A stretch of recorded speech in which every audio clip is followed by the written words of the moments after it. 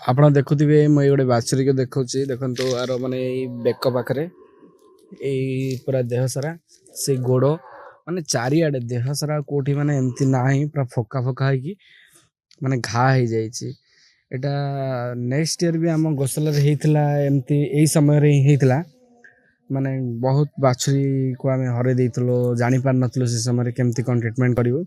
Allopathy treatment କରିବା ଦ୍ୱାରା ବି ଭଲ ହେଇପାରିନଥିଲା। ଆଗୁଆ ଭ୍ୟାକ୍ସିନେସନ୍ କରିଥିଲୁ ମଧ୍ୟ।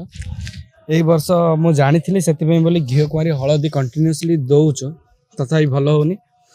ଦୁଇଟା ବାଛୁରୀକୁ ବର୍ତ୍ତମାନ ହରାଇ ଦେଲୁଣି ଆମେ। ସେଥିପାଇଁ ମୁଁ ଆଜି ସୋରଡ଼ା ଆମର ବିବିଓ ସାର୍ଙ୍କ ସହିତ କଥା ହେଇକି ମାନେ ଗୋଟେ ଡିସିସନ୍ ନେଇଛି ଯେ ମାନେ ଏଲୋପାଥି ଟ୍ରିଟମେଣ୍ଟ କରିବା ପାଇଁ। ଦେଖିବା ଏଲୋପାଥି ଟ୍ରିଟମେଣ୍ଟର କ'ଣ ହେଉଛି ତାପରେ ମୁଁ ଆପଣଙ୍କୁ ଅପଡ଼େଟ୍ ଦେବି। ଯଦି ଆପଣଙ୍କ ସେଠି ହେଇଛି ତାହେଲେ କେମିତି କ'ଣ ଟ୍ରିଟମେଣ୍ଟ କରୁଛନ୍ତି ତାହେଲେ ମୋତେ ଟିକେ ଜଣାଇବେ।